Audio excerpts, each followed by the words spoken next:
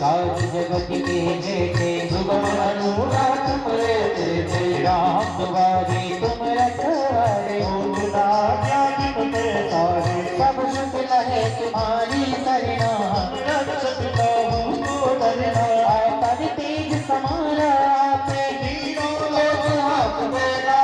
भूत पिशाच निकट नहीं आवे महावीर जनता सुनावे नासे रोग हरे सब पीरा निरंतर हनुमत वीरा संकट ते हनुमान छुड़ावे सब पर राम तपस्वी राजा जिनके काज सकल तुम साजा और मनोरथ जो कोई लावे कोई अमित जीवन बसावे चारों जुग परिताप तुम्हारा जगत बुझियारा साधु संत के तुम रखवारे असुर निकट राम दुलारे अष्ट सिद्धि नवनिधि के दाता असबर दीन जानकी माता राम रसायन तुम्हारे पासा सदा रहो रघुपति के दाता तुम्हारे भजन राम को पावे जगत जन्म के दुख बिसरावे अंत काल रघुवर पुर जाहि राम हरि बात कहाई और देवता कीर्तन धरहि हनुमत से सर्व सुख करहि संकट कटे मिटे सब पीरा धूप करे हनुमत बलबीरा जय जय जय हनुमान गोसाई कृपा करो गुरुदेव की नाई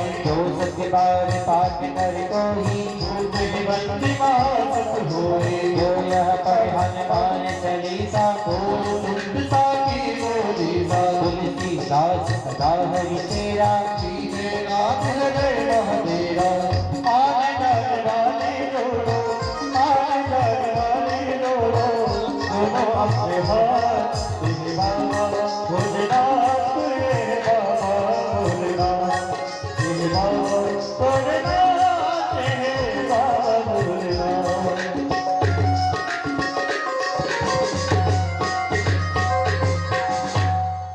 पवन तनय संकट हरण मंगल मूर्ति रावण कर सीता सहित हृदय बसो सुर गुरु पंच महाराज की जय। हरि आइए श्री श्री 108 शिव शक्ति देव हनुमान दान प्रतिष्ठा महोत्सव के साथ ही साथ आज संगीत में श्रीमद् भागवत कथा का सप्तम दिवस सुदामा चरित्र के साथ हम सब यहाँ पर श्रवण करेंगे। आइए हम सीधे सीधे जुड़ते हैं 7 दिनों तक चलने वाली संगीत में श्रीमद् भागवत कथा के सप्तम दिवस में सीधा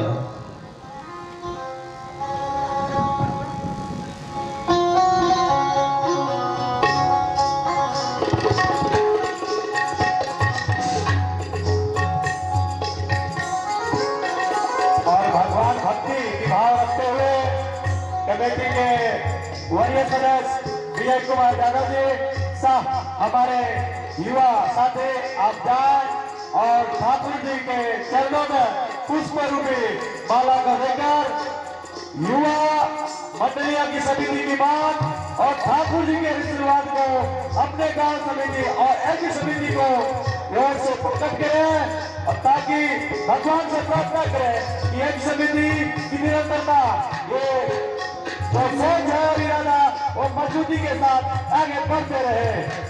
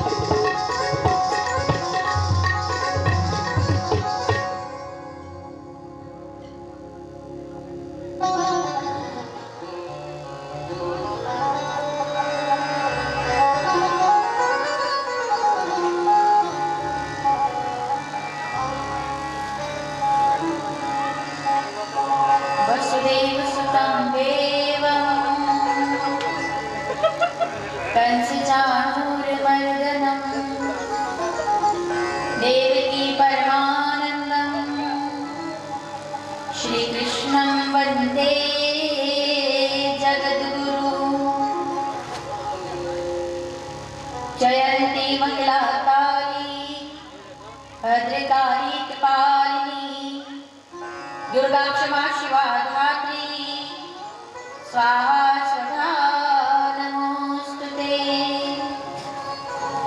गुरुर्ब्रह्मा गुरुर्विष्णु गुरुर्देवो महेश्वर गुरुर्साक्षात् परब्रह्म तस्मै श्री गुरुवे नमः। व्यासाय विष्णुरूपाय व्यासरूपाय विष्णवे नमो वै ब्रह्मनिधये वासिष्ठाय नमो नमः। बोलिए श्री सत्यनारायण भगवान की, श्री कृष्ण कन्हैया लाल की, बजरंगबली महाराज की, शंकर भगवान की जय जय। श्री राधे श्री राम जय राम जय जय राम। 7 दिवसीय श्रीमद् भागवत ज्ञान गंगा महोत्सव के आयोजन में याज्ञिक अनुष्ठान का स्वरूप प्रदान करने वाले श्री बाबा भोलेनाथ के चरणों में सादर प्रणाम करते हुए, जिनके कृपा प्रसाद के साथ हम आप सभी लोग यहाँ पर निरंतर अध्यात्म की ऊर्जा को प्राप्त कर रहे हैं, ऐसे पवन पुत्र बालाजी महाराज के चरणों में सादर प्रणाम। माँ भगवती जगदम्बा परालंबा आदिशक्ति माँ बगलामुखी महारानी के चरणों में सादर वंदन। इस संपूर्ण राज्य को ही नहीं, संपूर्ण क्षेत्र को, संपूर्ण देश को आशीर्वाद प्रदान करने वाले बाबा भोलेनाथ देवघर में विराजमान बाबा बैजनाथ महादेव के चरणों में सादर वंदन के साथ उपस्थित आल्हो के इस अद्भुत भूमि मंडप पर कथा प्रस्थान कर रहे सभी हमारे श्रोताजन और आज तो वास्तविक रूप में श्रोताओं की दीर्घा में उपस्थित हमारा पूरा समिति परिवार। आप दिन भर भागदौड़ करते रहते हैं, लेकिन आपको कथा सुनने का टाइम नहीं मिल पाता क्योंकि आप व्यवस्थाओं में रहते हैं। लेकिन आज ऐसा प्रबंध हुआ है कि आज रोज लोग बैठते हैं और आप व्यवस्था करते हैं। आज ऐसी व्यवस्था हो गई कि कोई व्यवस्था नहीं करनी, आज केवल आपको सुनना है।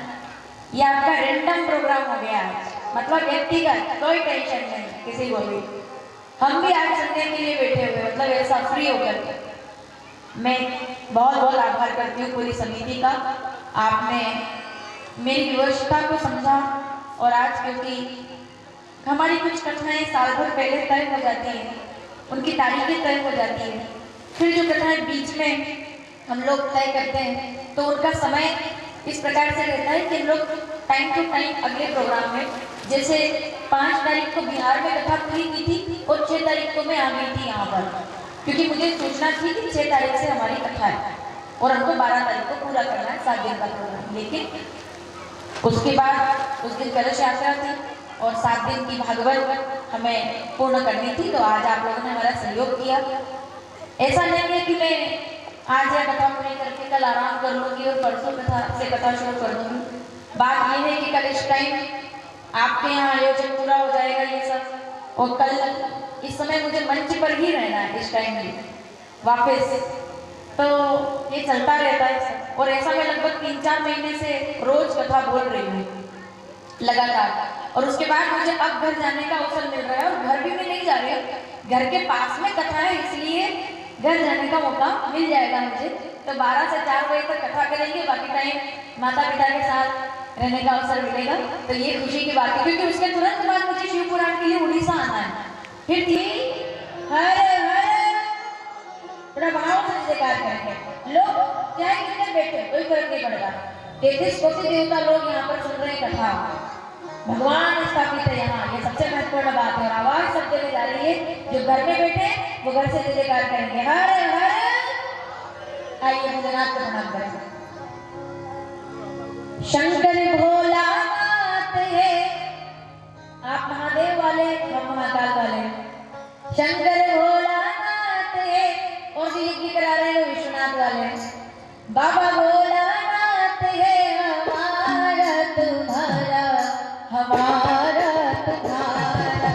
शंकर भोलानाथ है हमारा तुम्हारा, हमारा तुम्हारा।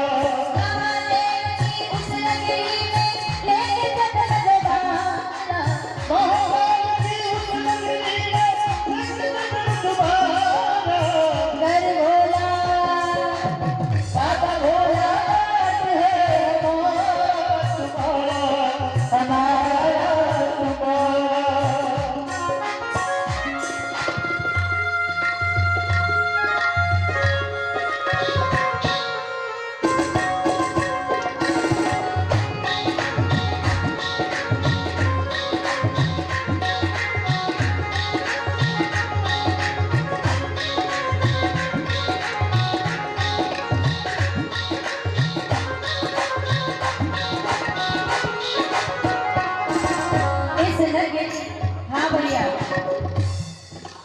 अगर जो मेरी इच्छा है वो आपकी इच्छा भी हो जाए तो समर्थन करना। जो लोग ये भूमि है इतनी यज्ञ के आसपास वाली, ठीक है, लोग वहां परिक्रमा कर रहे हैं और मैं भगवान से क्या प्रार्थना करती हूँ कि चाहे हमें देवता मत बनाना, हमें साधु मत बनाना, हमें विद्वान मत बनाना, अरे इंसान भी मत बनाना, तुम तो हमें आल्हों के मंदिर और यज्ञ के प्रांगण का पत्थर बना देना, उसमें भी हमारा फायदा है। अब क्या फायदा है वो सुनिएगा। उस नगरी के प्रसंग पर पत्थर हम बन जाए, उस नगरी के पत्थर हम बन जाए, लोग हमारे ऊपर चल मंदिर जाए, लोग हमारे ऊपर चल मंदिर जाए, साधु संत के चरण पड़े तो भक्त जनों के चरण पड़े तो होगा हमारा शंकर भोला, बाबा भोला है हमारा तुम्हारा तुम्हारा। क्या बात कर रहे हो आप? हमारे शास्त्रों में तो इतना प्रमाण है कि जिस मिट्टी पर वो चलकर जा रहे हैं वो मिट्टी भी धन्य हो गई होगी, क्योंकि वो नाम भगवान का ले रहे हैं और उनके पैर जमीन पर है। ये जितनी धूली है यहाँ पर, सुन लेना आल्हों के लोग, और तो दूर की बात है, जब यज्ञ पूरा हो जाए, ये मंडप खुल जाए, तो थोड़ी थोड़ी यहाँ की मिट्टी भी अपने घर में ले जाकर रखना, क्योंकि ये वैकुंठ की मिट्टी हो गई है जहाँ इतने भक्तों के पैर पड़ चुके हैं। इससे बड़ा खजाना और कोई नहीं है। प्रमाण है रामचरितमानस में कि पुनि पुनि सत्य कहो सोई पाई, रामचरितमानस उत्तरकांड 85 दोहा दूसरी तीसरी चौपाई भगवान स्वयं बोलते हैं कि पुनि पुनि सत्य कहो सोई पाई, मोई सेवक संप्रिय को नहीं। उनके पैर जहाँ पड़ जाए मैं उस मिट्टी को चंदन बना देता हूँ, तभी तो गोपियों के चरणों की मिट्टी गोपी चंदन कहलाती है। इसके लिए मैं वो मिट्टी बनना चाहता हूँ जिस पर लोग चल करके यज्ञ की परिक्रमा करें।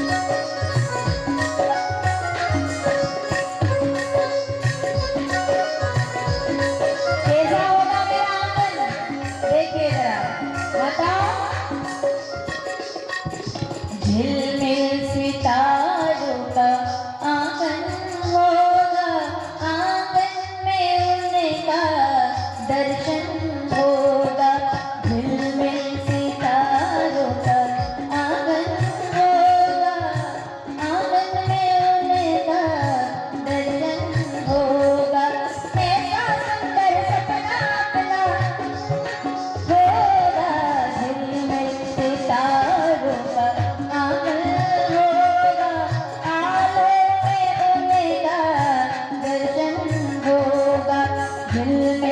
सितारों का आंगन होगा, आलों में उनका दर्शन होगा, इतना सुंदर सपना अपना होगा, झिलमिल सितारों आंगन होगा।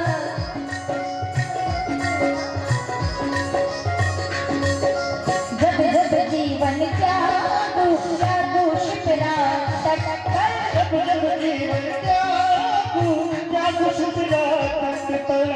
क्या चाहिए मैं जो भी यहाँ से बोलती हूँ ना, वो मेरी खुद की व्यक्तिगत इच्छाएं हैं और कोई इच्छा बाकी रही भी नहीं है। अब यही है बस। 5 साल की थी मैं तब से कथा कर रही हूँ और प्रार्थना ये है कि आखिरी टाइम में जब आए ना तो व्यासपीठ पर बोलते बोलते प्राण भी चले जाए तो भी कोई परवाह नहीं है, क्योंकि जिंदगी में आगे और कोई ऐसा बचा नहीं है कि हमको ये करना है वो करना है। ये है कि कथा करनी है और लोगों की सेवा करनी है, इसके अलावा कोई उद्देश्य है ही नहीं मेरा। कथा के अलावा मेरा कोई उद्देश्य नहीं है। मैं जिंदगी केवल कथा के लिए रही हूँ कि हम कथा बोले, अगला जन्म पता नहीं भगवान कहाँ हमको मिलना है नहीं मिलना है, कैसा शरीर मिलेगा, कीड़े मकोड़े ना बन जाए कहीं, जो भी बने। अगर कीड़ा मकोड़ा बनाओ तो भी भारत क्योंकि यहाँ अगर कीड़ा भी लग गया ना तो भी वो कीड़ा भी अगर किसी पत्थर में पड़ गया तो भी शालिग्राम बनकर के पूजे तो कम से कम जाएंगे। इसलिए कीड़ा भी मुझे भारत का बनना है, मुझे मछली भी भारत का बनना है कि पता नहीं कहाँ मत्स्य रूप में कहीं पूजा हो जाए। मुझे पंछी भी भारत का बनना है क्योंकि भारत के अंदर तो कौवा भी पूजा जाता है, तोता भी पूजा जाता है, मोर भी पूजा जाता है, गरुड़ भी पूजा जाता है। ये वो भूमि है जो सबकी पूजा करती है, वो धर्म है ये जो सबकी पूजा करता है। अरे मैं नदी बन जाऊं, मैं पत्थर बन जाऊं, कुछ ना बनाऊं चाहे, अगर मैं कहीं उड़ने वाली राख भी बन गया ना, राख की तो कोई कीमत नहीं होती। राख मतलब समझते हैं ना, भस्म। अगर मैं भस्म भी बन गया तो भी मंजूर है। पता नहीं कभी कोई उठाए और मुझे बाबा भोलेनाथ पर चढ़ा करके मेरा उद्धार कर दे, मेरा कैसे भी कल्याण हो जाए। भारत में कल्याण है। जब जब जीवन त्यागू गंगा तट पर, जब जब जीवन त्यागू तट पर, इतना करना स्वामी भोर गए तन घट पर, इतना करना स्वामी भोर गए तन घट पर। मेरी बस में चढ़ेगी आप पे, मेरी बस में चढ़ेगी आप पे,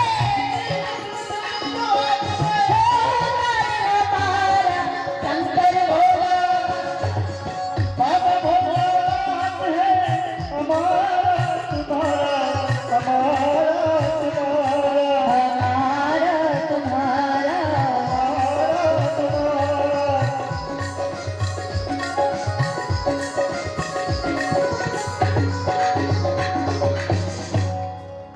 शंकर भोला है हमारा तुम्हारा, हमारा तुम्हारा।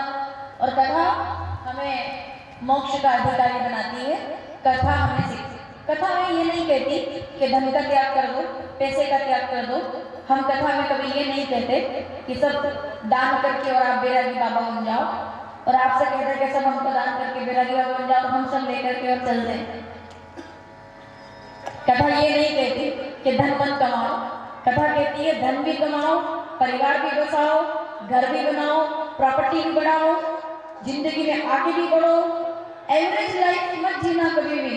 जिंदगी के अंदर एक उच्चतम जीवन जीना चाहिए, मतलब एवरेज लाइफ से थोड़ा ऊपर कुछ ऐसा जीवन में कर पाए कि लोग मुझे केवल ये ना कहें कि आया और चला गया।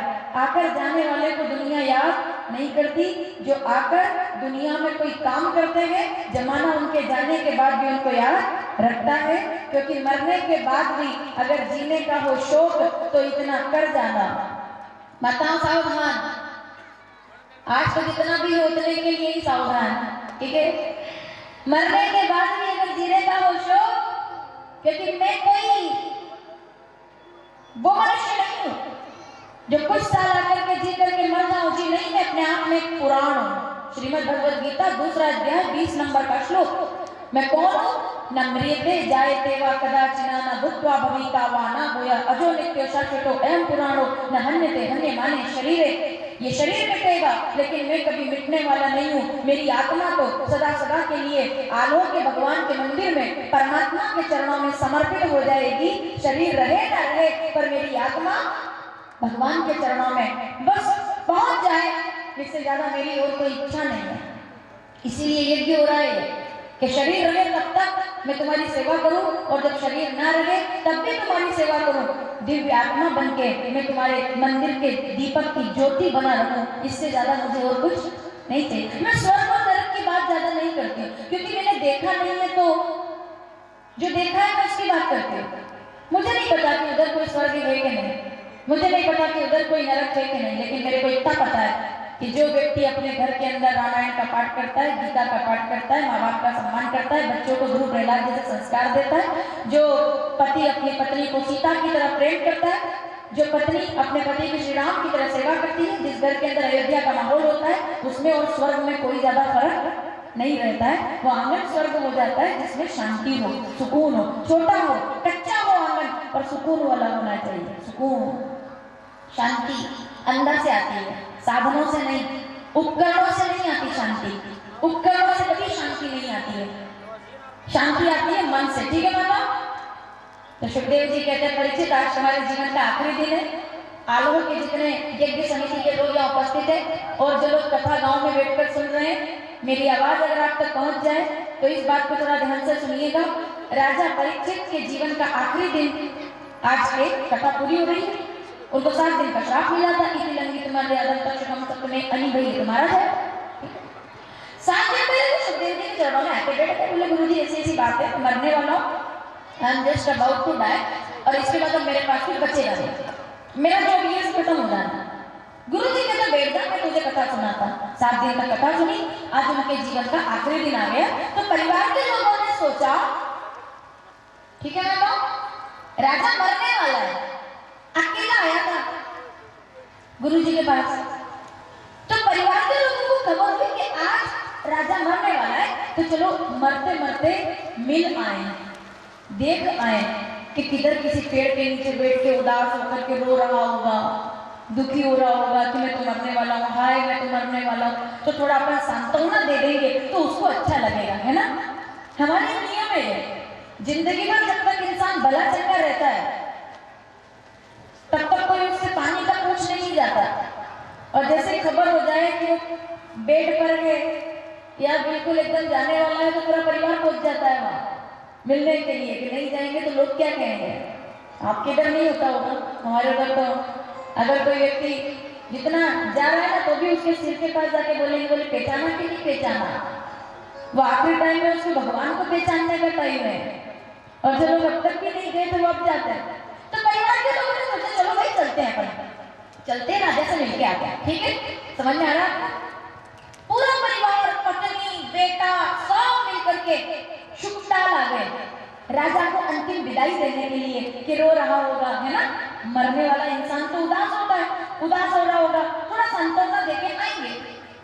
जैसे ही सब आए, सबने क्या देखा, सुखदेव जी सामने बैठे हुए हैं और राजा परीक्षित हाथ में ढोलक बजा करके नाच रहा है, प्रसन्न हो रहा है, मगन हो रहा है, और क्या बोल रहा है, हरे राम राम राम हरे हरे, हरे कृष्णा कृष्णा कृष्णा हरे हरे।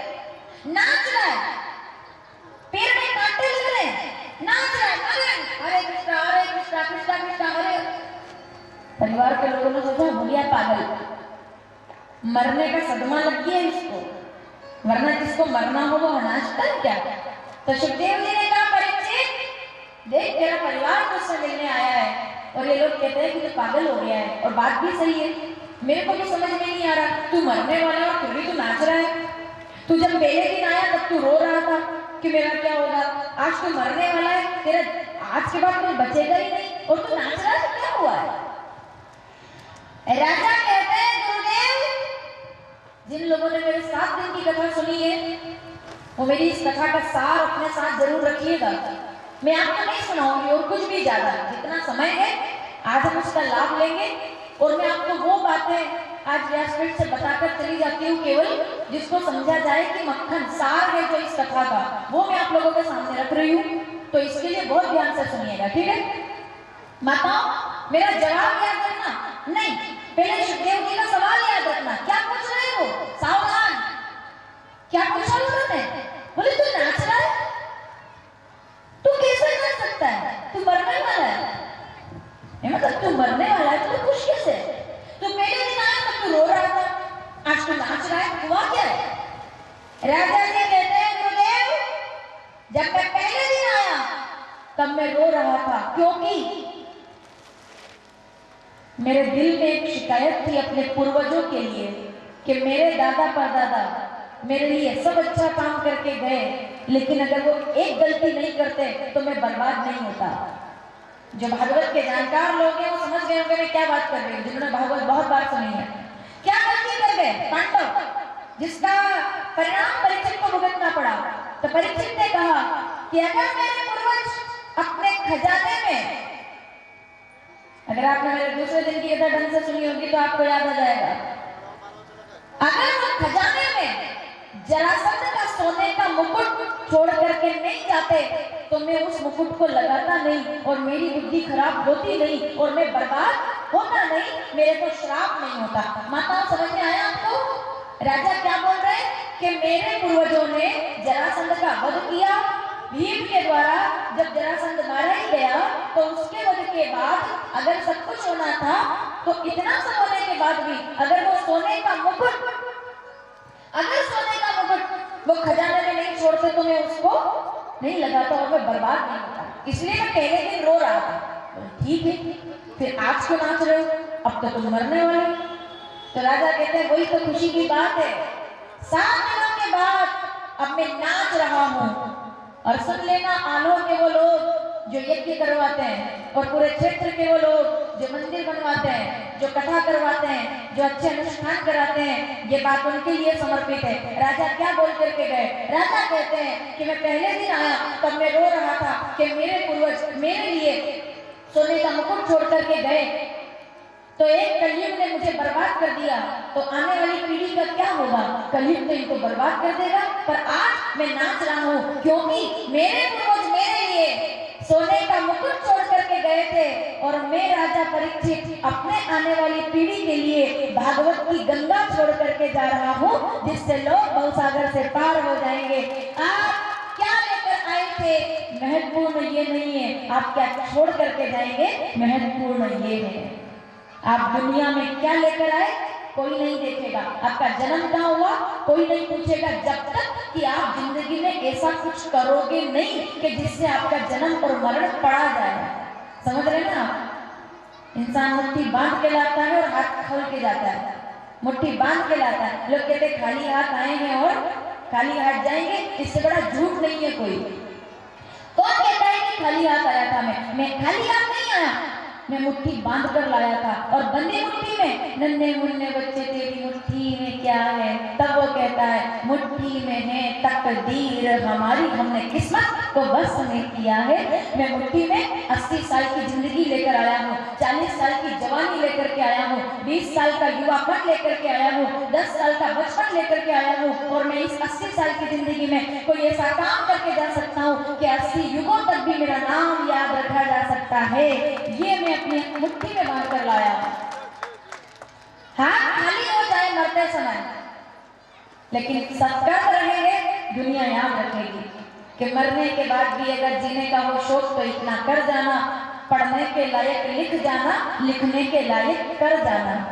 जितने लोग यहाँ समिति में हैं वो जीवन के अंदर खूब अच्छा काम करें, बात की बात है, पर अभी तो आपने ऐसा काम कर दिया यहाँ पर कि जब तक ये मंदिर इस धरती पर रहेगा तब तक चाहे इसमें हमारा नाम हो या ना हो, लेकिन हमारा एक पसीना भी अगर यहाँ पर गिरा है तो वो पसीना भी युगों युगों तक महकेगा, क्योंकि आपने यहाँ पर अपना समर्पण किया है। इस यज्ञ में आपके पैर चले हैं तो आपका जीना सार्थक हो गया, क्योंकि आप क्या दिया है आपने गांव को? आपने इस पूरे गांव में मिलकर इस पूरी आने वाली पीढ़ी को एक मंदिर बनाकर दे दिया है, जिसमें लोग आकर के प्रणाम करेंगे, अपने ईश्वर की आराधना करेंगे, और इससे बड़ी संपत्ति दुनिया में और कोई नहीं है। मैं क्या लाया था गुरुदेव? नष्टो मोहा, श्रीमद् भगवद गीता 18वां अध्याय के 72वां श्लोक। आज मैं क्यों नाच रहा हूँ? क्योंकि नष्टो मोहा स्मृति लुब्धा तत् प्रसाद मया अच्युतम इष्टतो अस्मि गत संदेह करिष्ये वचनम तव।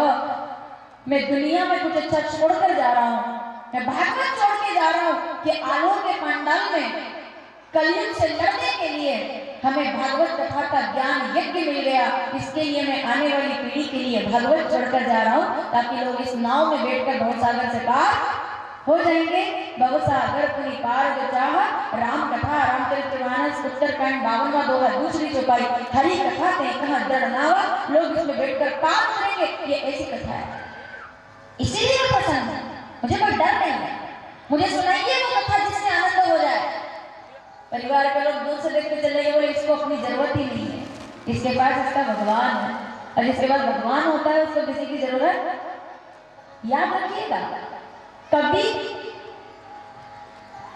ये खाली एक बात अगर लोग समझ लेना तो कितना दुख कम हो जाए उनका। आप अकेले ही आए थे और अकेले ही जाएंगे। रिश्ते, नाते, प्यार, वफा सब बातें हैं बातों का क्या, कसमें, वादे, प्यार, वफा सब बातें हैं, बातों का क्या। आप किसी को अपने साथ लेकर नहीं आए, आप किसी को अपने साथ लेकर नहीं जाएंगे, आप प्रॉपर्टी संपत्ति साथ लेकर नहीं आए, आप प्रॉपर्टी संपत्ति साथ लेकर नहीं जाएंगे, आप कोरे आए थे और कोरे ही जाएंगे। इसके अलावा कोई सत्य दुनिया में दूसरा नहीं है। ना तो आप मकान को ऊपर उठाकर ले जा सकते हो, ना पत्नी को, ना परिवार तो फिर जाएगा भी नहीं, आप ले जाओ हाथ पकड़ के तो ही जाने वाला कोई नहीं आपके साथ। नियम है प्रकृति का। सब बातों का क्या, इतनी सी बात समझ आ जाए किसी को तो अपनी जिंदगी बर्बाद नहीं करेगा किसी के चक्कर में, वो अपनी जवानी बर्बाद नहीं करेगा किसी के लिए आंसू बहा करके, वो अपना समय बर्बाद नहीं करेगा किसी के चक्कर में उलझ करके, ठीक है ना। ये बहुत जरूरी बात है। तो राजा परीक्षित कहते हैं मैं क्या लाया था मुझे खबर नहीं, पर मैं क्या छोड़कर जा रहा हूँ ये ज्यादा जरूरी है। और मैं तो यही चाहूंगी कि जीवन के अंदर ये समय ऐसा चल रहा है ना अभी, तो उसके लिए समझना बहुत जरूरी है कि हम अच्छा काम नहीं भी करें तो कोई बात नहीं, पर हमसे कोई बुरा काम ना हो। गुरुदेव इसके लिए मैं आपको प्रणाम करता हूँ। मुझे सुनाइए वो कथा जिसमें ब्राह्मण को भगवान मिल गए। तब सुखदेव जी ने सुदामा जी का प्रसंग श्रवण कराया और बताया कि द्वारिका के राजा बन गए भगवान द्वारिकाधीश। शिशुपाल और दंतवक्र का वध करने के बाद जब वो द्वारिका के अंदर विराजमान है, तब उनका एक दोस्त एक झोपड़ी के अंदर रहता है और जिसका नाम है धोती। मैं नाम भूल गई माता, याद दिलाना मुझे। धोती कट्टी सी फटी दुपट्टी प्रभु पूछन आए बसे के ही ग्रामा, पूछत दीन दयाल को धाम, बतावत आपनो नाम। जिनके दोस्त का नाम है सुदामा। सुदामा जी महाराज रहते गांव में। एक पत्नी ने कहा स्वामी सामने वाले पंडित जी ने 2 मंजिल का मकान बना लिया, हमारे पास तो झोपड़ी है, आपको कैसा लगता है। तो सुदामा जी कहते हैं बहुत अच्छी बात है। सामने वाले पंडित जी ने 2 मंजिल का मकान बनाया, लेकिन जरा बाहर आकर देखो सामने क्या हो रहा है। बोले कुछ लोग फुटपाथ पर सो रहे हैं बरसाती लगा करके। तो सुदामा जी कहते हैं तुम मुझे वो दिखा रही हो जो मेरे पास नहीं है, और मैं तुमको वो दिखा रहा हूँ कि जो हमारे पास है उनके पास तो वो भी नहीं है। अगर झोपड़ी भी है ना तो उसका भी सम्मान करो, क्योंकि जरूरी नहीं है कि बंगले में रहने वाला हर इंसान खुश होता है। अगर बंगले में रहने वाला हर इंसान खुश ही होता तो विजय माल्या से लेकर के कई करोड़पति लोगों को हमने शांति और सुकून के लिए भटकते हुए देखा है। तो धन से पैसे से खुशी मिल जाए जरूरी नहीं। सुशीला जो है जिसका मन मस्त है उसके पास समस्त है, जो प्राप्त है वो पर्याप्त है। जिसने इस मंत्र को जीवन में उतार लिया वो प्रसन्न हो जाता है। चाह तो बढ़ती रहेगी, रोज मिल जाए मिल जाए मिल जाए कुछ न कुछ, लेकिन जिसने तो सुदामा जी कहते हैं जो नहीं है ना उसकी परवाह मत करो। जब मिल गया, देवानंद साहब का एक बहुत अच्छा सा गाना है किसी पिक्चर का, जो मिल गया मैं जो ना मिला, जो मिल गया उसी को मुकद्दर समझ लिया, जो ना मिला मैं उसको भुलाता चला गया, मैं जिंदगी का साथ निभाता चला गया, हर फिक्र को धुएं में उड़ाता, गम और खुशी में फर्क ना महसूस हो जहां, मैं उम्र को उस मुकाम पे लाता चला गया, मैं जिंदगी का साथ निभाता चला गया। उसमें आनंद है। तो सुखदेव जी कहते हैं सुदामा जी ने कहा जो है सुशीला उसमें खुश रहो। सुशीला कहती है आपकी बड़ी बड़ी बातें मेरे को समझ नहीं आती। अरे मैं समझ सकती हूँ बच्चे भूखे इनका तो कुछ करो। सुदामा जी कहते हैं क्या करूँ, कोई देता ही नहीं है कुछ। मैंने सुना आपके दोस्त है वो राजा है, उनसे कुछ मांग लो। अगर दोस्ती में कुछ ना मिले तो क्या मतलब। सुनना अपने दोस्त बैठे हुए यहाँ, अगर दोस्ती में कुछ ना मिले तो क्या मतलब।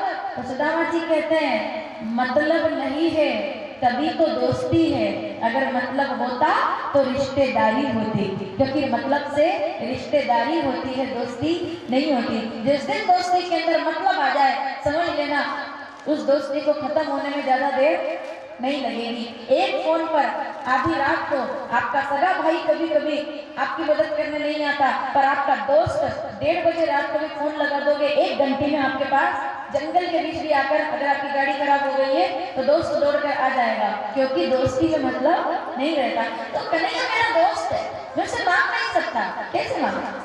सुशीला कहती है मिलके तो आओ। तो सुदामा जी 4 मुट्ठी चावल लेकर पत्नी की बात मानकर अपने परिवार को छोड़ करके चले द्वारिका की ओर। बोलिए द्वारिकाधीश की। और जैसे द्वारिका की ओर चले माता, समझ आ रहा है ना आपको? हाँ, बड़े आनंद में कथा सुन रहे हो आप। कथा का वास्तविक आनंद आपने ही लिया है। क्या बात है, मतलब ठंडी हवा भी चले और धूप में बैठना है और कथा भी सुननी है। मैंने क्या बोला? मैं आनंद ही तो है, और क्या है? किधर भी बैठ के सुनो। सवाल ये नहीं है किधर बैठे हो, सवाल ये है सुन क्या रहे हो। सुदामा जी महाराज द्वारिका में जाने के लिए तैयार हुए तो अब वहां एक घटना घट गई। 3 दिन तक चले पैदल और पैरों में कांटे लग गए।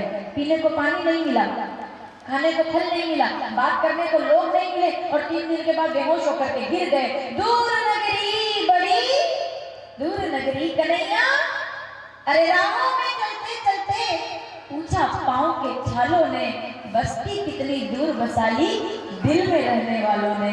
तो कितना दूर हो गया, गिर पड़े चलते। परीक्षित जी पूछ रहे गुरुदेव पीने को पानी नहीं मिला क्यों, खाने को फल क्यों नहीं मिला? सुखदेव जी कहते हैं क्योंकि ब्रह्मा जी ने अलर्ट कर दिया प्रकृति को कि कुछ भी हो जाए ये पंडित सुदामा द्वारिका नहीं पहुंचना चाहिए। अगर सुदामा द्वारिका पहुंच गया तो अपने लिए आलो में क्वार्टर की व्यवस्था, आंगनबाड़ी में, स्कूल में रहने की व्यवस्था कर लेना, क्योंकि अगर सुदामा द्वारिका पहुंच गए तो तुम्हारे नाम पे कुछ बचने वाला नहीं है। भगवान सब इनको दान कर देंगे क्योंकि भगवान दयालु हैं। बिना प्रमाण के नहीं बोल रही हूँ मैं। द्वारिकापुरी की ओर प्रथम चरण धरते ही कोलाहल मच गया है सारे देवताओं में। 3 लोग सहम गए, अचरज से देख रहे, कौतूहल व्यक्त हुआ चारों दिशाओं में, डर गए पंचमेरु डगमगाने लगे, इंद्र का चित्त लगे नृत्य और गान में। सृष्टि के रचयिता ब्रह्मा जी को चिंता हुई, इतनी प्यारी सृष्टि हरि देना डाले दान में। और कृष्ण ने सुदामा को स्वर्ग लोक दे दिया तो देवता रहेंगे जाके कौन से स्थान में। भक्त से मिलेंगे प्रभु, मित्र से मिलेंगे मित्र, तो जाने क्या लुटा देना तो मित्र के सम्मान में।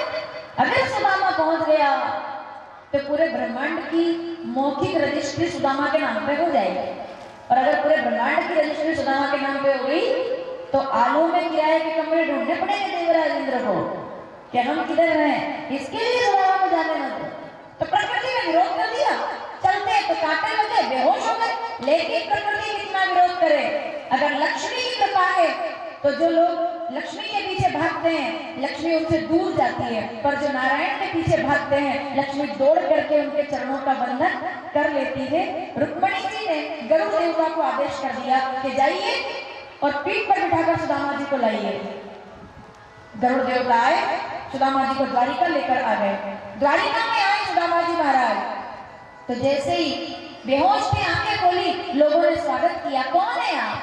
बोले मैं सुदामा हूं। अच्छा, ये कौन सी नगरी है? बोले ये तो द्वारिकाधीश की, ये द्वारिका नगरी है। आप यहाँ आए पंडित जी, कौन है आप?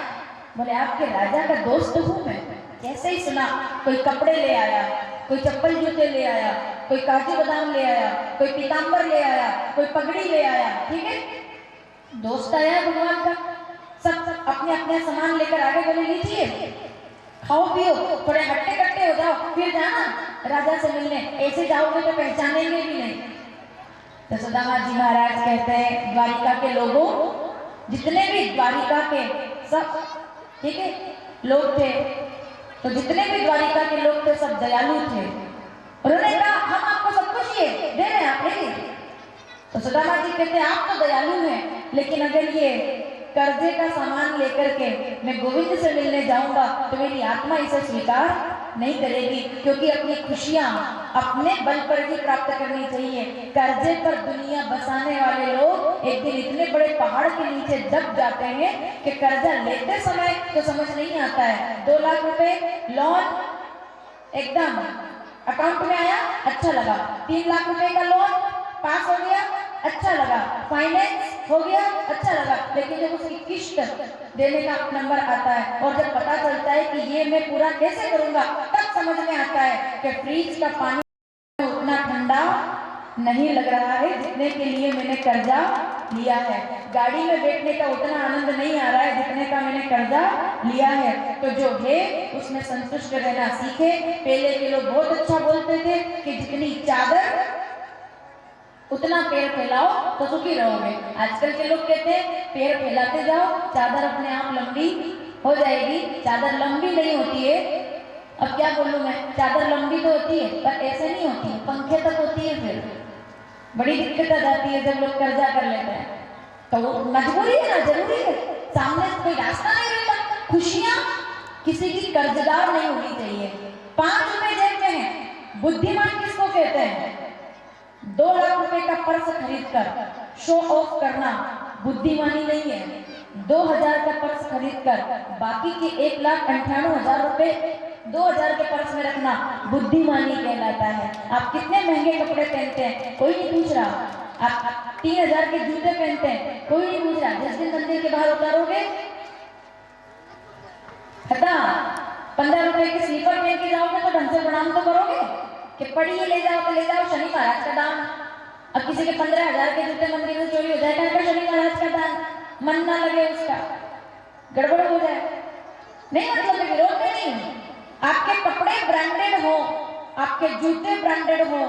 ये आज की युवा पीढ़ी का स्टेटस है कि मेरे कपड़े ब्रांडेड होने चाहिए, मेरे जूते ब्रांडेड होने चाहिए, मेरा चश्मा ब्रांडेड होना चाहिए, मेरी वॉच स्मार्ट वॉच होनी चाहिए।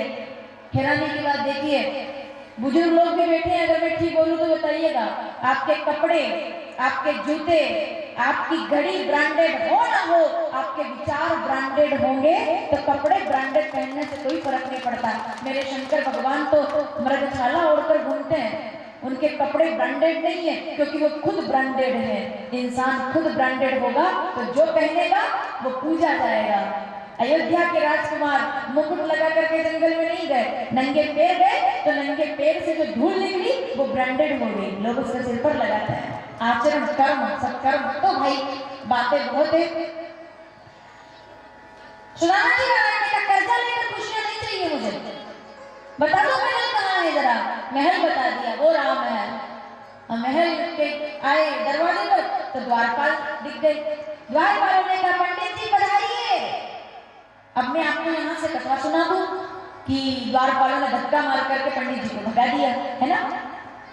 ठीक है, मनोरंजन हो जाएगा, हंस लोगे आप। लेकिन व्यासपीठ पर बैठने वाले की जिम्मेदारी है कि 4 लोगों को हंसाने के लिए यथार्थ को बदल करके सुना देना, ये व्यासपीठ की मर्यादा का सबसे बड़ा अपमान है। एक बात बताइए, द्वारपाल उस ब्राह्मण को धक्का कैसे दे सकते हैं? जिस राज्य के राजा भगवान हो वहां के द्वारपाल भी तो उनके जैसे होंगे, वो ब्राह्मण का अपमान कैसे कर सकते हैं? उन्होंने हाथ जोड़ करके कहा, आइए पंडित जी पधारिए, द्वारिका के महल में आपका स्वागत है। अच्छे टाइम पे आए हो, आज एकादशी है। ये 1 लाख ब्राह्मण अभी अभी द्वारिकाधीश से कुछ मांगने जा रहे हैं। आप भी इस भीड़ में चले जाइए और मांग करके ले आइए, जो चाहिए सब मिलेगा। दरवाजा खुला, 1 लाख ब्राह्मण दौड़ के गए, अंदर चले गए और सुदामा जी दरवाजे पर लकड़ी लेकर बैठ गए। ऐसे नहीं देखा बैंक के बाहर किसी गरीब आदमी को ऐसे ये बैठता है कि हाँ भैया अपने को क्या काम बैंक में अंदर जाने से, ना एटीएम का ठिकाना ना काय का, तो बैठ जाता है ऐसे। ठीक है, देख रहा है दुनिया। सुदामा जी बैठ गए दरवाजे पर। अब दरवाजे पर बैठ गए तो द्वारपालों ने कहा आप गए नहीं? बोले मैं क्या करता जाके? बोले मैं कहा था तो कि मांगना है तो चले जाओ। बोले वही तो बात है, मांगने नहीं आता तो चला जाता, मांगने नहीं, मैं तो उनसे मिलने के लिए आया हूँ, मांगने के लिए नहीं आया हूँ, मैं तो उनको मांगने के लिए आया हूँ। भगवान के मंदिर में केवल मांगने के लिए मत जाना। कमाल का ताना दिया मुझे मेरे भगवान ने, कमाल का ताना दिया मुझे मेरे भगवान ने। मांगने ही मांगने आते हो, कभी मिलने भी तो आया करो कि इतना अच्छा मंदिर बनाए तो राम राम, कभी राम राम करने भी तो आया करो। लेकिन लालच जितना बढ़ेगा ना, मंदिर की भीड़ तो बढ़ेगी, मुझे क्षमा करना, लेकिन अगर वो लालच के लिए बढ़ रही है तो उसका कोई फायदा नहीं है। सुदामा जी महाराज दरवाजे पर खड़े हो गए। बोले बहुत बड़ा आदमी है वो, मुझसे नहीं मिल सकता, मैं दरवाजे पर प्रणाम करके जा रहा हूँ, कभी अगर द्वारिकाधीश मिले तो कह देना आपका दोस्त आया था, दरवाजे को प्रणाम करके गया है। इतने बड़े राजा को परेशान करना अच्छी बात नहीं। सुदामा जी पलट कर जाने लगे तो पूरे महल के अंदर हल्ला हो गया। बोले एक ब्राह्मण ऐसा आया जो मांगने नहीं आया, मिलने आया था। नाम क्या था? सुदामा। तो एक महामंत्री ने अंदर जाकर सूचना कर दी भगवान को, प्रभु आपका कोई दोस्त आया है। कौन आया है? पूरे द्वारिका में लोग जय जयकार करने लगे, कोई दीवाना आया है। और आइए जरा चलते हैं द्वारिका, द्वारिकाधीश की।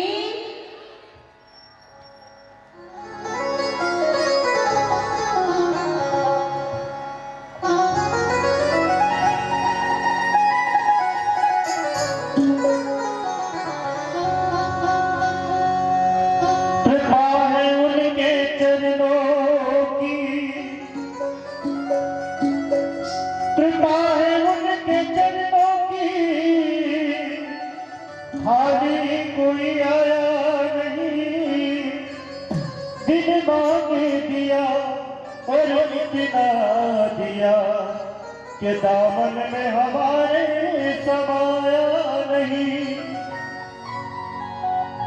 कि जितना दिया सरकार ने मुझको उतनी तो मेरी औकात नहीं। एक कृपा है उनकी वरना मुझ में तो कोई बात नहीं। ओ दीवाना तेरा मोहन तेरी गली में, दीवाना तेरा मोहन तेरी गली में। नजराना दिल का लाया मेरे मोहन, नजराना दिल का लाया मोहन तेरी गली में। दीवाना तेरा आया मोहन तेरी गली में।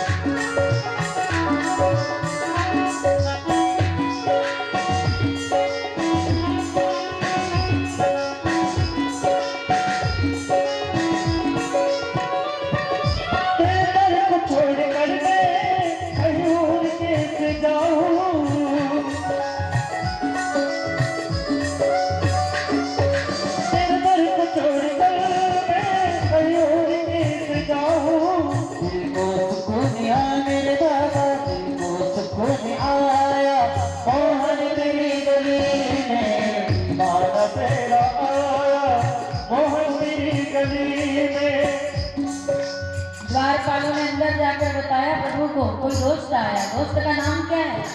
धोती फटी सी कटी दुपट्टी। प्रभु पूछन आए बसे के ही ग्रामा, पूछत दीन दयाल को धाम, बतावत आपन नाम। सुदामा आया है। और जैसे ही मेरे प्रभु ने सुना सुदामा आया है, भगवान ने अपना आसन छोड़ दिया। बोलिए द्वारिकाधीश की। दया किसको कहते हैं? और जैसे दौड़े भगवान, नाम सुदामा का सुनते ही तभी आसन धाये द्वार की ओरा। मुकुट कहीं तो कहीं पग उलझा, मिलने को व्याकुल धीर न थोड़ा। ऐसी उतावली रे गति में जैसे बावरी वायु का मध्य झकोरा। मित्र से भेंट तो मित्र चले जू, धावत चांद की ओर चकोरा। बोल बड़े कृष्ण, सुदामा आया है, मेरा दोस्त आया है। और जैसे ही सुना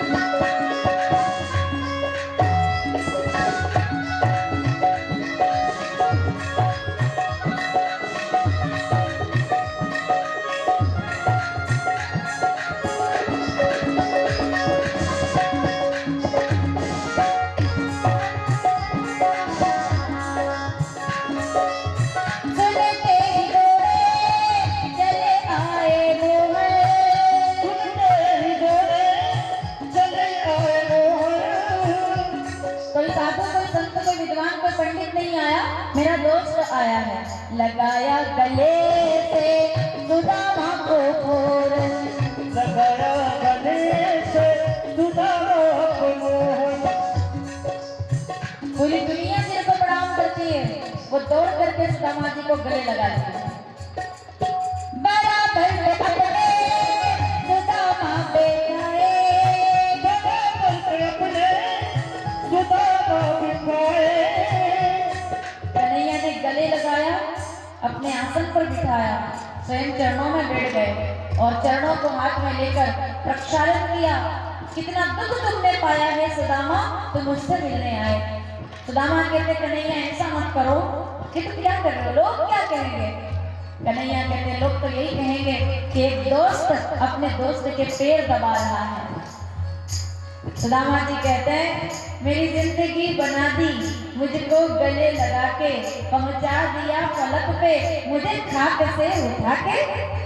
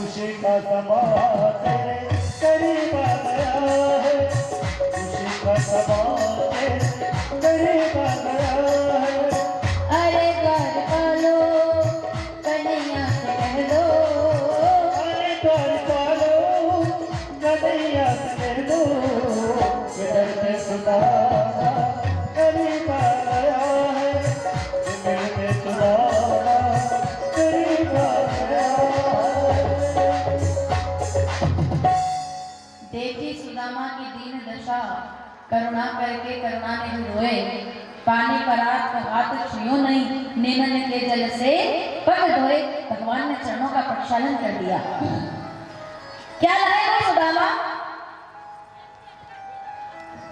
सुदामा जी महाराज डर गए कि ये सब देख करके लोग हंसी उड़ाएंगे कि मैं 4 मुट्ठी चावल लाया हूं, तो चावल छुपा लिया, कुछ नहीं लाया। कन्हैया ने पोटली छीन ली, 2 मुट्ठी चावल खाए और 2 मुट्ठी चावल खा करके सुदामा जी की दरिद्रता हर ली, गरीबी को दूर कर दिया। झोपड़ी की जगह महल बन गए। और सुदामा जी महाराज जब विदा हुए, कन्हैया जी ने जब विदा किया तो गांव में आकर देखा तो झोपड़ी की जगह महल बन गए। खुद के नहीं, आसपास के पड़ोसियों के भी महल बन गए। गोविंद की कृपा हो गई और सुशीला पूजा कर रही थी। सुदामा जी ने पूछा, सुशीला ये सब क्या है? सुशीला कहती है ये आपके द्वारिकाधीश की कृपा है, क्योंकि जब कन्हैया कृपा करते हैं तो इतनी करते हैं, बोलिए द्वारिकाधीश की। इसलिए हमारे यहाँ कहते हैं कि सेठों में सांवरा से और बाकी सब। अब क्योंकि इधर तो झारखंड आप मध्य प्रदेश में आओगे तो लोग कहेंगे कि सेठों में सांवरा सेठ और बाकी सब डुप्लीकेट। सेठ जी तो केवल एक कन्हैया है, बाकी तो सब सब सब कॉपी में चल रहा है। ओरिजिनल सेठ जी तो केवल एक है जो केवल देना जानते हैं, लेकिन कभी भी वो कोई एहसान नहीं बताते। सुदामा पर कृपा करते। और सुखदेव जी महाराज कहते हैं भगवान ने सुदामा पर कृपा करके अपनी लीला को समेटकर द्वारिका को समुद्र में विश्रांत किया। परीक्षित, मैंने तुम्हें ये कथा सुनाई है। अब भगवान के द्वारा अपने लोक को गमन और इसी के साथ ये कथा पूर्णता की ओर है। अब तुम गंगा में डुबकी लगाओ और मुझे विदा करो, क्योंकि जब तक मैं आ रहूंगा तब तक तक्षक नहीं आ सकता, मृत्यु नहीं आ सकती, काल नहीं आ सकता। तो भागवत कथा को पूर्णता से सुनकर के राजा परीक्षित ने सुखदेव जी को प्रणाम किया और प्रणाम करके वंदन करके भागवत को प्रणाम नमन करके बैठे। सुखदेव जी विदा हुए। बोलिए सुखदेव जी महाराज की। और राजा परीक्षित ने पद्मासन लगाया। शाम हुई, तक्षक ने दंश दिया, शरीर जलकर भस्म हो गया और कथा के कारण उनकी दिव्यात्मा परमात्मा के चरणों में जाकर समर्पित हो गई। बोलिए परीक्षित जी महाराज की। तो ये कथा नारायण भगवान ने ब्रह्मा जी को पूर्ण करते हुए ब्रह्मा जी ने नारद जी के सामने, नारद जी ने व्यास जी के सामने, व्यास जी ने सुखदेव जी के सामने, सुखदेव जी ने परीक्षित जी के सामने और आलो में मैंने आप लोगों के सामने पूर्णता तक हम इस कथा को लेकर आए हैं। आज कथा के विश्राम में राजा परीक्षित के मोक्ष के साथ ये भागवत अपनी पूर्णता पर है। मैं पधारे हुए सभी लोगों का हृदय से आभार करती हूँ, क्योंकि हमें लगभग 7 बजे तक उसके पहले ही एयरपोर्ट पहुंच करके और इंदौर के लिए आज विदा होना है। मैं भगवान ने पुनः अगर अवसर प्रदान किया तो आपके दर्शन का फिर से योग प्राप्त होगा। मैं समिति के लिए पुनः आभार करती हूँ कि आज उन्होंने हमारा साथ देकर कल की कथा फिर से हमारे मध्य प्रदेश में प्रारंभ होनी है। तो मैं चाहूंगी आइए एक बार जय जयकार के साथ राजा परीक्षित के मोक्ष के साथ ही कथा पूर्ण हो। बोलिए भागवत महापुराण की जय। जय जय श्री राधे। हरि ओम नमः पार्वती पते। हर हर महादेव।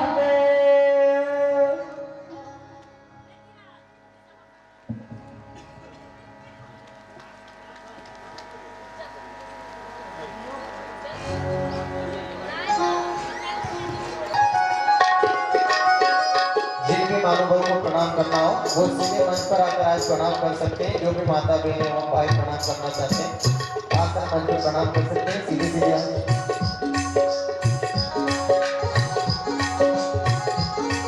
श्री भागवत भगवान की है आरती, पापियों को पाप से है करती।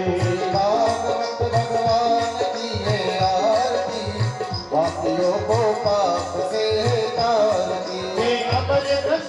मुक्ति पथ ये पंचम वेद निराला, तब ज्योति जगाने वाला।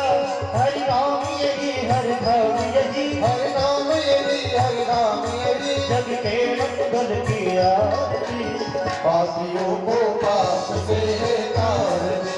श्री भागवत भगवान की है आरती, पापियों को पाप से तार दे।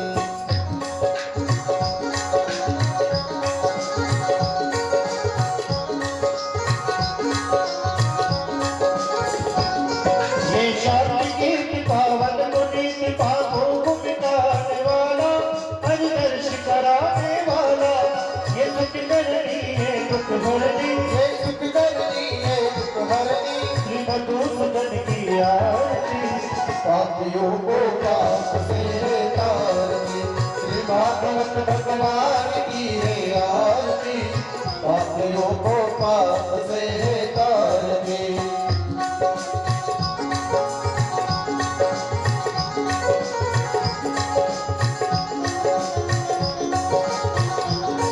ये मधुर बोल जगमंदी बोल सतपाल बताने वाला, जिंदगी को बनाने वाला। श्री राम यही घनश्याम यही, श्री राम यही घनश्याम यही। प्रभु की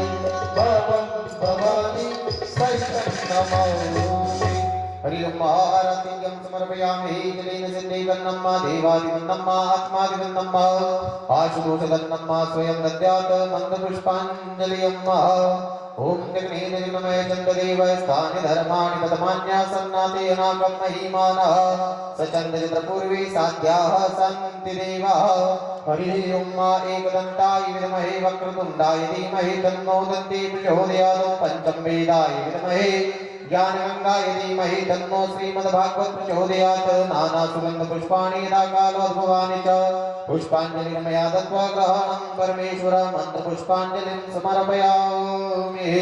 बोल भागवत महापुराण की, गोपाल कृष्ण भगवान की, यज्ञ नारायण भगवान की, सद्गुरुदेव भगवान की, शिव नमः पार्वती पते हर हर महादेव हर। जो भी माताएं बहनें एवं भाई ऊपर व्यासपीठ को आकर प्रणाम करना चाहते हैं वो निसंकोच आकर प्रणाम कर सकते हैं।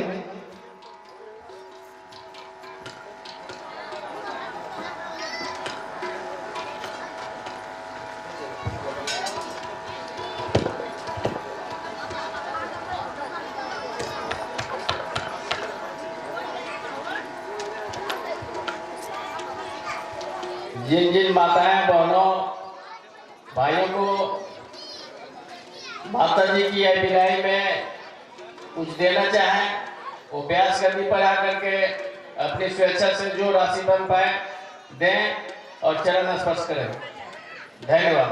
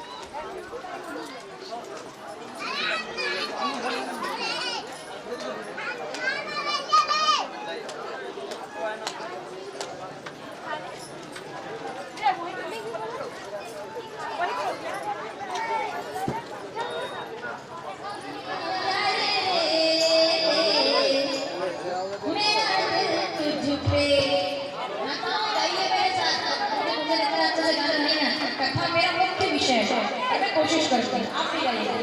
मेरा दिल तुझ पे आया, मुरलिया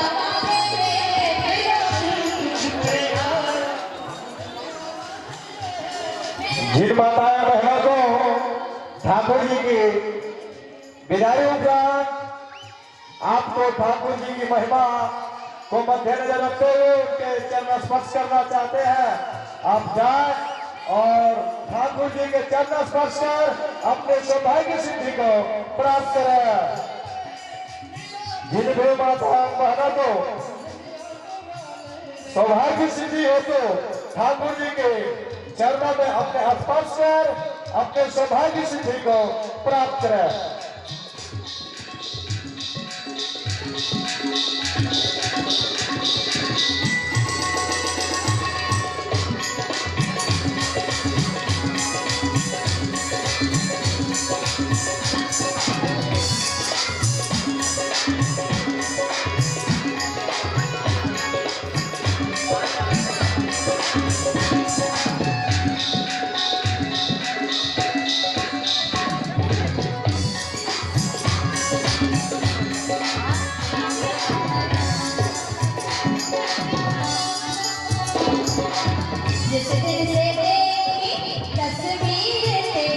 समय कम है, इसे महत्व मद्देनजर रखते हुए अति शीघ्र आप मंच तक जाए और ठाकुर जी के आपका और सुखद भविष्य के लिए ठाकुर जी को दर्शन कर आप अपने मनोकामना को पूर्ण करें।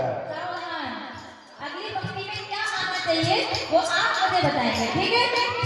जिस दिन से देखी तस्वीर तेरी, जिस दिन से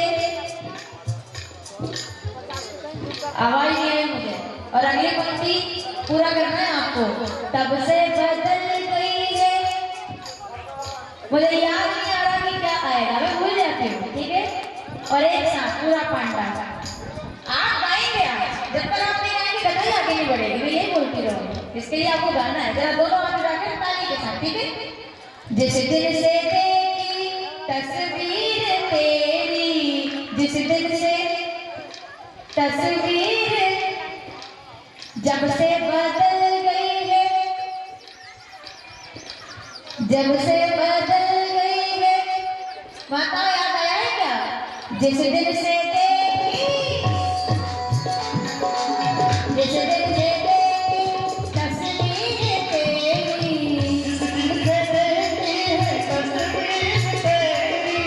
जब से बदल गई तकदीर मेरी, जब से बदल गई तकदीर मेरी,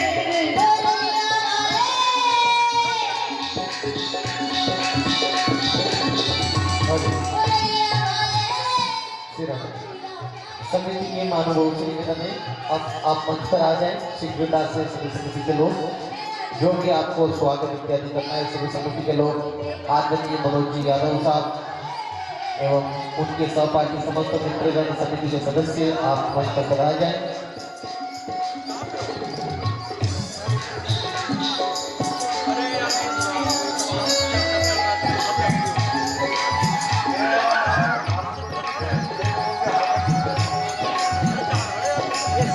एक साइड हो जाओ नहीं भाई हाँ जी।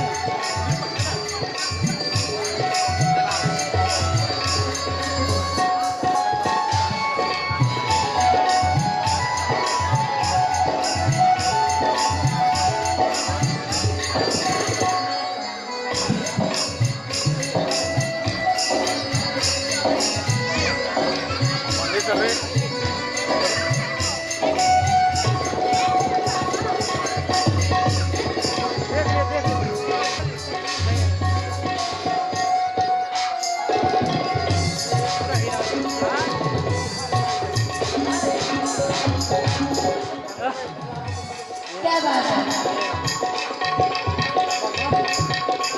अगर भजन आपको अच्छा लग जाए तो गाएंगे मेरे साथ, और मेरा सबसे फेवरेट पसंदीदा भजन है मन में खोट भरी और मुख में हरी, मन में खोट भरी और साथी जाना चाहते हैं मंच पर जाए और ठाकुर जी की महिमा रूपे आशीर्वाद प्रकट करें। जो भी युवा साथी जाना चाहते हैं जाए और ठाकुर जी की सुखद आशीर्वाद ग्रहण कर पुण्य का भाग्य बनाए।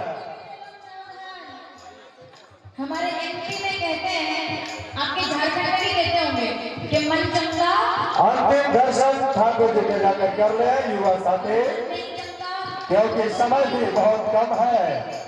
गंगा में डुबकी लगाई, पीछे तक बैठी माताओं सावधान, गंगा में जो भी माता बहना और तीर्थ किए आरती इन सबसे लेना चाहते हैं वो कुर्सी लगी हुई है मंच के सामने, आप आए और आरती ग्रहण कर लें। नहीं है। मेरे मन का न धोया बदन धो लिया,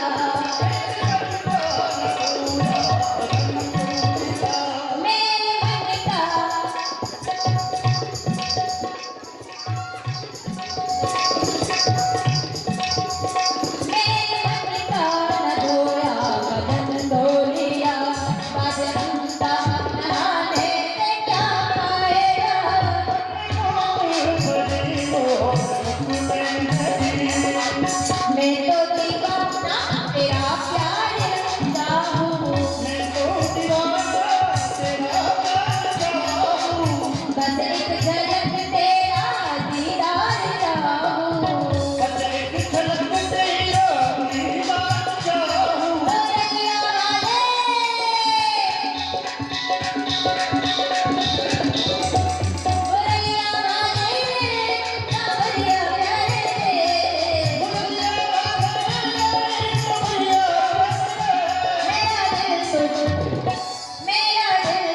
पे आया बिटिया वाले रे मेरा दिल पे आया मुरलिया वाले रे सावरिया वाले मुरलिया वाले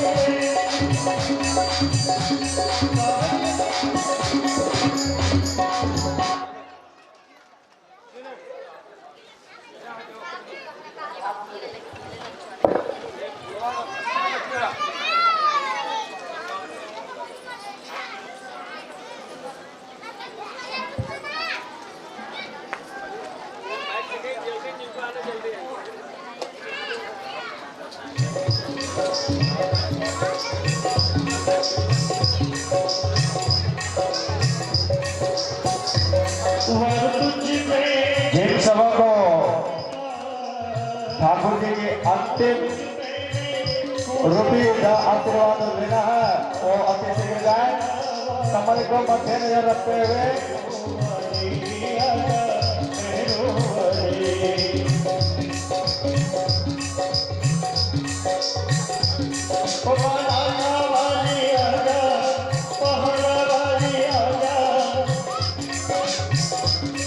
म्यूजिक वाले भाई साहब से अनुरोध है कि म्यूजिक को बंद करें और चूंकि संविधान को मद्देनजर रखते हुए एक समिति के अध्यक्ष आप जाएं और ठाकुर जी को अंतिम रूपी माल्यार्पण कर आप ठाकुर जी से हम सभी ग्रामीणों को आशीर्वाद लेकर और संत श्री सुश्री वर्षा जी नागर को सौल प्रकट कर हम सभी गरिमामयी उपस्थिति को और मान सम्मान को एक समिति को भाव बनाए रखें। मिस्टर भीम कुमार यादव एक समिति के अध्यक्ष।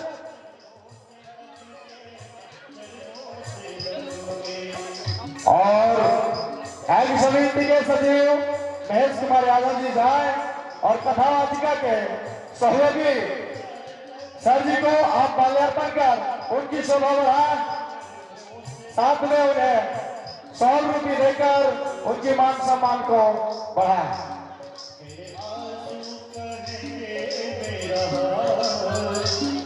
मेरे आंसू कहेंगे मेरा हाल के आजा पूरे प्रवचन में जो सहयोगी रूपी बंधु है वो आप अपनी जगह पे खड़े हो जाएं। कमेटी के वरीय पदाधिकारी आप जाएं और उन्हें माल्यार्पण कर उनकी शोभा को सुशोभित करें।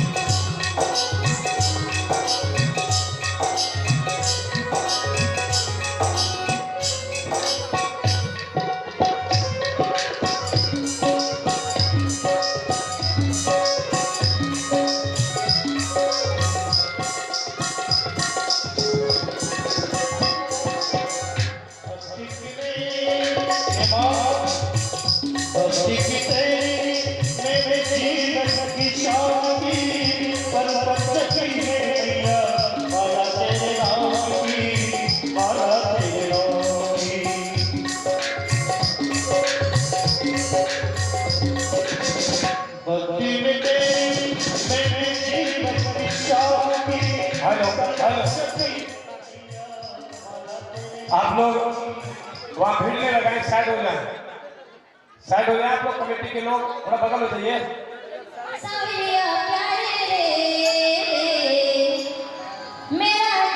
बहुत बहुत आभार इस मंच से। कथा मेरा मुख्य विषय है पर मैं कोशिश करती हूँ। जरा सा बाजा बंद कर दीजिए। हेलो, बहुत बहुत आभार इस मंच से सुश्री वर्षा नागर जी हम ये कमेटी ग्राम आल्हो के सभी माता बहन, नौजवान, बूढ़े बुजुर्ग, चाचा, आपके सब हम लोग ऋणी रहेंगे।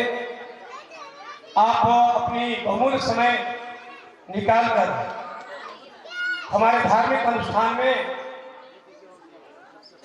धर्म को मजबूत करने के लिए, धर्म को उठाने के लिए, यज्ञ को सफल बनाने के लिए आध्यात्मिक तौर पर आपने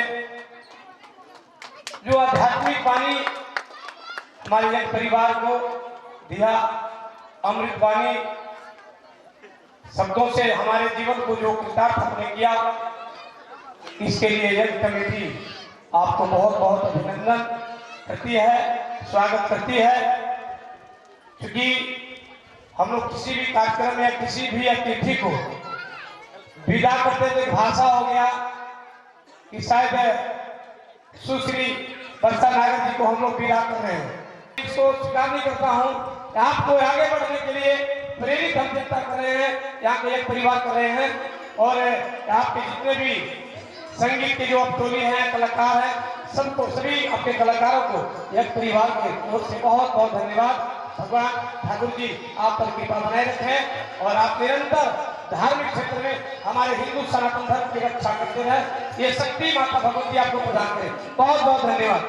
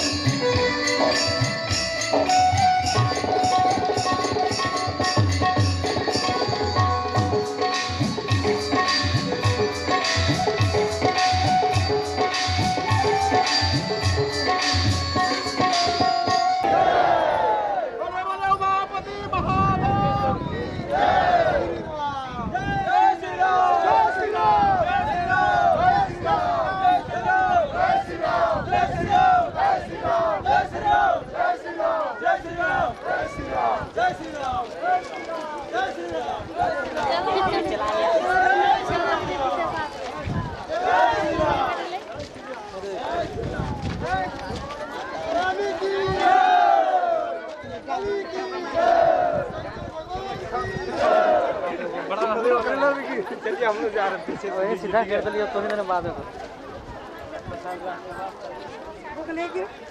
लब्धे लंगनाय स्वाहा वीराय स्वाहा सप्तदीपोरुण्डमालाय स्वाहा सप्तांग राज्य सुखाराय स्वाहा सप्तामृत निवेशिताय स्वाहा सप्त स्वर्लोक मुक्ताय स्वाहा सप्तहोत्रे स्वाहा स्वराश्रयाय स्वाहा सप्तसंदाय स्वाहा निधये स्वाहा सप्तसंदवे स्वाहा सप्तजनश्रियाय स्वाहा सप्तसामाय स्वाहा उपगीताय स्वाहा सप्तपाताल संसराय स्वाहा बलभीमाय स्वाहा पाताल देवतांत्रे स्वाहा शास्त्रे स्वाहा चतुर्थ सागराय स्वाहा उद्यग दक्षिणे दुर्धनंदाय स्वाहा चपलांगाय स्वाहा प्रतोषिताय स्वाहा वैष्णवाय स्वाहा विश्वरूपात्मने स्वाहा वनारये स्वाहा कल्पभूरुहाय स्वाहा लोहितांगाय स्वाहा गदापणये स्वाहा धूर्ताय स्वाहा सिंदूरलेपनाय स्वाहा कोटि गंधर्पसोर्धनाय स्वाहा कपिवृंद प्रपूजिताय स्वाहा रुद्रावताराय स्वाहा गंभीराय स्वाहा गंभीरध्वान संभवाय स्वाहा सामगैक शिरोत्मनाय स्वाहा गान विद्या प्रकाशकाय स्वाहा स्वर्ण यज्ञोपवीतिने स्वाहा कुमाराय स्वाहा ब्रह्म दीक्षिताय स्वाहा आश्रमाय स्वाहा परमोत्साहाय स्वाहा ऐश्वर्योदार्य सागराय स्वाहा रामसार्थाय स्वाहा आनंदाय स्वाहा परमानंदाय स्वाहा अक्षयाय स्वाहा गुरुमाय स्वाहा हरये स्वाहा सूराय स्वाहा वराहाय स्वाहा नारसिंहाय स्वाहा वामनाय स्वाहा अग्निजाय स्वाहा रामाय स्वाहा रामाय स्वाहा शिवाय स्वाहा बुद्धाय स्वाहा हरये स्वाहा रामश्रियाय स्वाहा हराय स्वाहा स्वाहाय स्वाहा इंद्रे स्वाहा चंद्रे स्वाहा वेदाय स्वाहा देवताय स्वाहा दक्षाय स्वाहा रामाय स्वाहा रामाय स्वाहा रामाय स्वाहा राधाय स्वाहा स्वाहाय स्वाहा नाथाय स्वाहा हरयाय स्वाहा विष्णुदाय स्वाहा स्वाहाय स्वाहा स्वाहाय स्वाहा स्वाहाय स्वाहा रक्षे स्वाहा स्वाहाय स्वाहा स्वाहाय स्वाहा स्वाहाय स्वाहा स्वाहाय स्वाहा स्वाहाय स्वाहा स्वाहाय स्वाहा वर्णाय स्वाहा स्वाहाय स्वाहा स्वाहा पुरजेत्रे स्वाहा स्वाहाय स्वाहा स्वाहाय स्वाहा स्वाहाय स्वाहा स्वाहाय स्वाहा स्वाहाय स्वाहा स्वाहाय स्वाहा क्लिरावताराय स्वाहा स्वाहाय स्वाहा वेदनाय स्वाहा स्वाहाय स्वाहा स्वाहाय स्वाहा स्वाहाय स्वाहा भद्र निवारणाय स्वाहा स्वाहाय स्वाहा स्वाहाय स्वाहा स्वाहाय स्वाहा स्वाहाय स्वाहा स्वाहा प्रतापाय स्वाहा स्वाहाय स्वाहा स्वाहा निवारकाय स्वाहा स्वाहाय स्वाहा स्वाहाय स्वाहा रुद्रे स्वाहा रामकृष्णाय स्वाहा शंकराय स्वाहा हस्ताय स्वाहा स्वास्थग्ने स्वाहा रत्नासनाय स्वाहा रामदाय स्वाहा रामनाय स्वाहा रामनाय स्वाहा रामदाय स्वाहा रामदाय स्वाहा रामदाय स्वाहा रामनाय स्वाहा रामनाय स्वाहा रामनाय स्वाहा रामनाय समरग राक्षसाय स्वाहा क्षराय स्वाहा अक्षराय स्वाहा आत्मने स्वाहा रामनेशाय स्वाहा रामगतये स्वाहा रामगंधाय स्वाहा रामगंधाय स्वाहा रामाय स्वाहा रामस्वनकाय स्वाहा रामस्थूलाय स्वाहा अनलवे स्वाहा रामाय स्वाहा रामाय स्वाहा नासाय स्वाहा आत्मविद्याय स्वाहा रामाय स्वाहा रामकृष्णाय स्वाहा स्वाहा अटल मासाय स्वाहा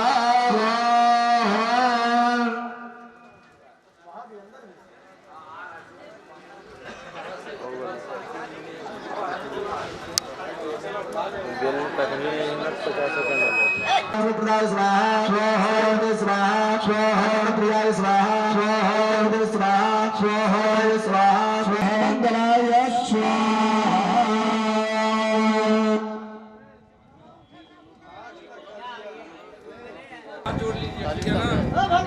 न्यास करेंगे माताएं सब हाथ जोड़ेंगी, भैया लोग न्यास करेंगे। ओम हम हनुमते हृदयाय नमः सिरसे स्वाहा हनुमते शिखाय वसड हनुमते कवचाय हो हम हनुमते नेत्रत्रयाय वसड हम हनुमते स्त्राय फट हाथ जोड़ करके ध्यान करेंगे अतुलित बलधामं महेशशिलामणिधाम धनुजवत विशालोक्यवारिणाम अग्रगण्यं सकलवदनधामं वानराणामधीशं रघुपतिबलभवत्वां नमामि। हाथ में जल ले लेंगे सभी लोग।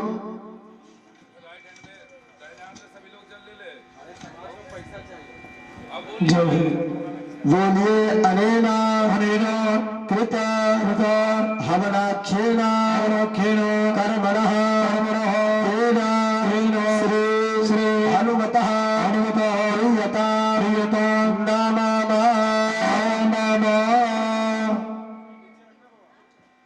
जल लगा लीजिए सभी लोग नेत्र